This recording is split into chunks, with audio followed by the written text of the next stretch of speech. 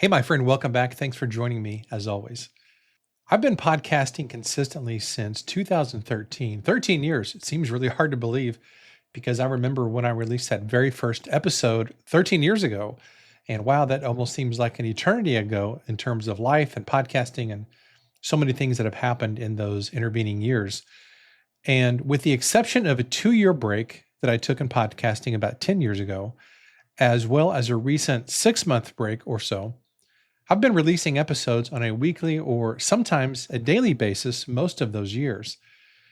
And the interesting thing is that my podcast has actually been through several different iterations and titles. I started out with a show called The Artist Suitcase, which lasted 30 some episodes. Then I shifted to a show called Born to Create. Then I shifted to Smart Business Writing. I think that was around 2018. And then in 2020, 6 years ago, I shifted to a daily show called The Daily Writer. And about 3 years ago, I pivoted that show to a show called The Profitable Writer, which, of course, if you're listening to this show, you're familiar with The Profitable Writer because I just now transitioned from that back to The Daily Writer. So, all in all, this show has been through 5 or 6 different identities and iterations and versions and titles and all that stuff. So, basically, I've broken every rule in the quote unquote good podcaster rule book, if there is such a thing. But I don't regret any of that because podcasting has brought a lot of blessings and benefits into my life. Now, as I mentioned, I have just now pivoted back to The Daily Writer, which, of course, since you're listening to this episode and you've seen the switch in my title artwork, you already know that. And the really funny thing about all this to me is that I feel like it's only taken me 13 years to find my actual sweet spot in podcasting, which is a really, really long time. But, good things come to those who wait, I guess. And sometimes it takes us a while to really circle around and try different things on to figure out what we really want to do with a podcast or with writing or an online platform or whatever it is that we're doing in life. Now, as I mentioned, I've made a lot of podcasting mistakes over the years.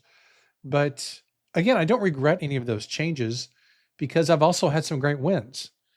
One of the cool things about doing a podcast is that I've gotten to interview literally hundreds of fantastic authors and business leaders over the years.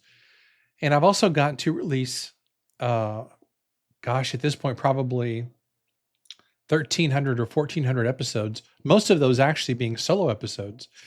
And through that whole process, I've discovered my podcasting voice and the format that I think suits me best, which is having a daily show. And of course, one of the biggest benefits of doing a podcast is that I have gotten to reach people that I wouldn't have reached otherwise. And, a lot of people think that when you have blog posts and social media or email and podcast, that some people are concerned when they release the same content in those different formats because they're worried that people are going to be sick of seeing the same thing in multiple places. But the truth is that the people who read your emails and the people who read your blogs or social media content or your books or listen to your podcast, the reality is that there is some overlap between all those people, but it's not, I think, oftentimes a huge amount of overlap. In fact, many times, I got a text here. Excuse me. So this is a No Frills podcast. So if I get a text or something, I just kind of roll with the punches and I generally don't edit out that stuff because this is kind of a real life sort of podcast. Anyway, there isn't always a lot of overlap between those two things. And so I've always been a big fan of podcasting because you're going to reach people that won't read your emails or read your social media posts or whatever. That's one of the many reasons why I have done a podcast. And, many people have seen the benefits that podcasting has brought into my life over the years, and they've asked whether they should start a podcast too. Hence the title of this episode, which is, Should You Start a Podcast? At this point in this episode, you're thinking, Kent, you've spent 4 minutes now. When are you actually going to get to answering this question? But I wanted to set up this question with a little bit of backstory about where I have been in podcasting. Now, if you are thinking of doing a podcast, which I assume that you are since you're listening to this episode, or maybe you're currently doing a show and you're wondering, should I continue? And the answer to whether you should start or continue your podcast, it's not really a simple answer because everybody's situation is different. And I think it really depends on what your goals are for your business and what your goals are for your podcast. And I can tell you that my goal, business-wise, my goals are to build my email list, to continue creating multiple streams of income, to spread the message of the Daily Writer and other books that I will be creating in the coming years. And also, more than anything else, to serve writers and business leaders, both through the things that I create for writers, but also things like my ghostwriting services, which is still my bread and butter these days. And for me, podcasting is a no-brainer decision for me because it supports all of my goals. And so there are really clear business reasons for me to have my own podcast. However, I got to tell you that the real honest to God reason why I like doing podcasting is simply that I enjoy it. I do a podcast because I like showing up on a mic. I like the format of radio, so to speak, and podcasting is a form of radio, I think. And it gives me a chance to share my voice and to share my personality and to share my point of view. I like doing it this way. I like sharing things on a mic. I like having conversations, and that's the real reason why I do a podcast. And that's why whenever people ask me whether they should start a podcast, my first question is always, well, do you want to show up for people on a podcast? And do you actually enjoy getting on the mic and talking? Because really, that's what it ultimately comes down to. If you don't enjoy talking on a mic and creating audio content, you're not going to enjoy doing a podcast. Even if you're 100% convinced of the business reasons that and all the ways it can benefit you in your business or your writing or whatever it is that you're doing, all those things can certainly be true. But the truth is that there are a lot of formats that can benefit your business. Podcasting is only one of those ways. And if you don't enjoy showing up on a mic, you're probably not going to enjoy podcasting and certainly not going to stick with it over the long haul. And so I would ask you, whether you're thinking about starting a podcast or whether you already have one and you're thinking about continuing it, do you simply enjoy this format? And it's really a simple yes or no. I enjoy it. I love it. I think it's fun.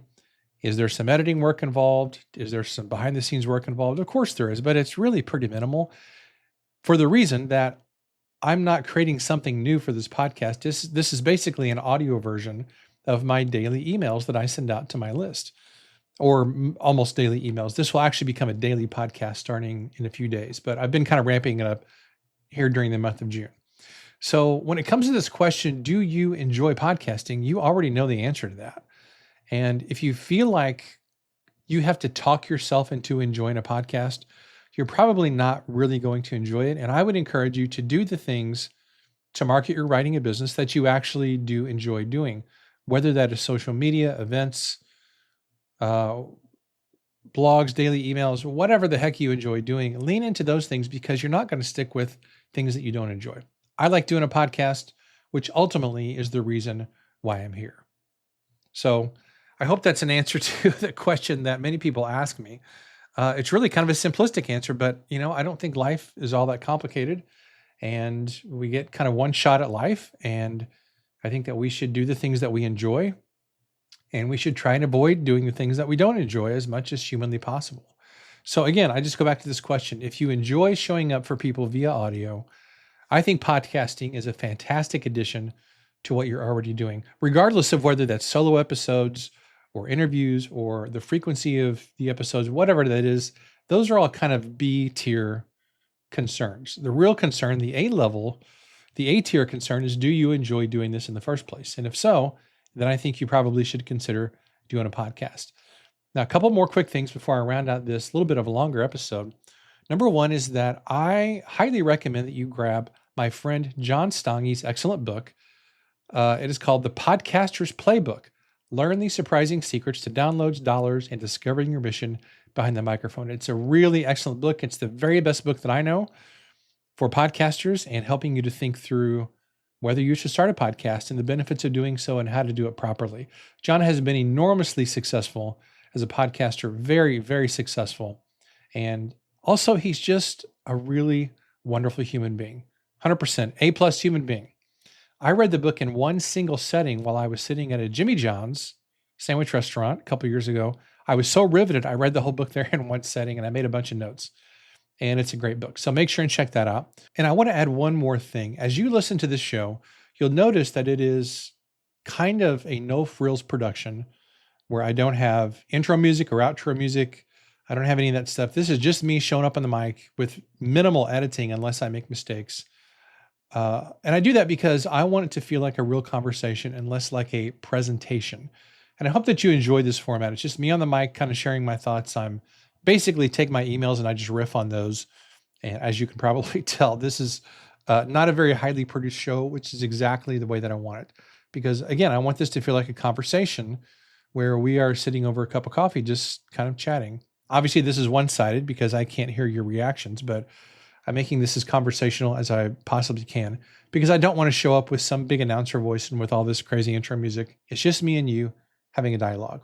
Well, all right, my friend, that's it for today. I hope this has been helpful to you. I would love to hear actually if this is helpful and what you've decided in regards to starting or continuing a podcast. You can shoot me an email at kent@kentsanders.net. And if you have questions about podcasting, I would love to hear them and I will do my best to use your question here on the show. So that's it for today, and I will see you next time.